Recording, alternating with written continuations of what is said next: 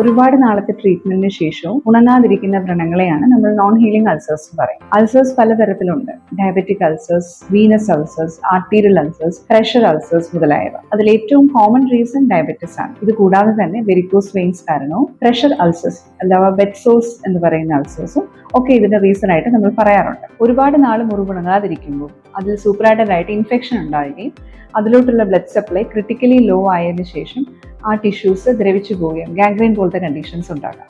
ഇത് കാരണം അണ്ടർലൈങ് ആയിട്ടുള്ള അതിന് അടിയിലിരിക്കുന്ന ബോണിൽ ഇൻഫെക്ഷൻ വന്നിട്ട് ഓസ്റ്റിയോമൈലൈറ്റിസ് എന്ന് പറയുന്നൊരു രോഗം ഡെവലപ്പ് ചെയ്യാം. ഇതല്ലാതെ തന്നെ മുറിവ് ഒരുപാട് നാൾ ഉണങ്ങാതിരിക്കുന്നത് കാരണം അതിൽ ക്യാൻസറസ് ട്രാൻസ്ഫോർമേഷൻ ഉണ്ടാകാൻ ചാൻസ് കൂടുതലാണ്. അതിന് ആംപ്യൂട്ടേഷൻസ് പോലത്തെ സർജറീസിൽ അവർ വിധേയരാവേണ്ടി വരുന്ന കണ്ടീഷൻസും ഉണ്ടാകാറുണ്ട്. ഹൈപ്പർബാരിക് ഓക്സിജൻ തെറാപ്പിയിൽ നോർമലി നമ്മൾ ശ്വസിക്കുന്ന 21% ഓക്സിജൻ ആണെങ്കിൽ ഈ ചേംബറിനകത്ത് പ്രൊവൈഡ് ചെയ്യുന്നത് 100% ഓക്സിജൻ ആണ്.